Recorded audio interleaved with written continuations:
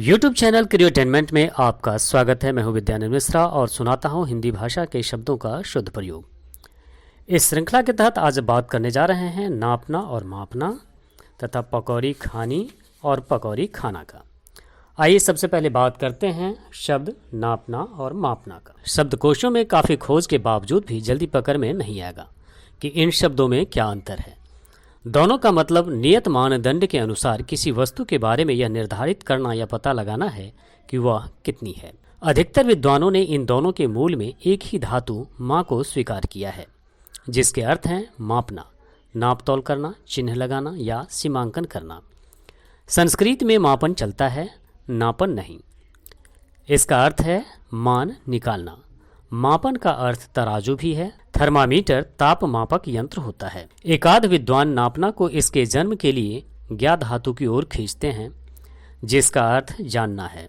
तौलना या तोलनो बिल्कुल भिन्न है, जिसका अर्थ संबंध वजन से है। आप बात भी तोल कर बोलते हैं, उसमें भी वजन होता है।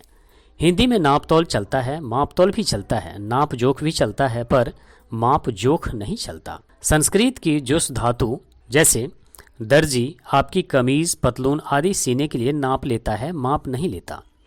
रास्ता या लड्डू का साइज या किसी का रक्तचाप नापा जाता है, बल्कि मापा नहीं जाता।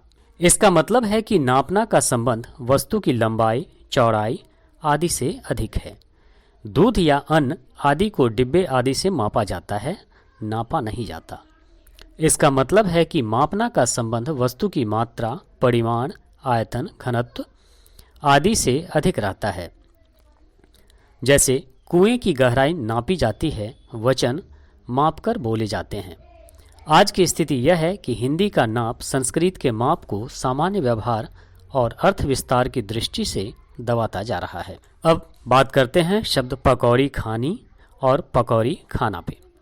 कहीं पकौड़ा खाना शुद्ध होता है तो कहीं पकौड़ी खानी। कहाँ क्या है, इसके लिए आगे की लाइनें ज़रा स्वाद लेकर पढ़िए। पकौड़ा पुल्लिंग एक वचन है, जिसके लिए खाना जरूरी है। पकौड़े पुल्लिंग बहुवचन है, जिसके लिए खाना जरूरी है।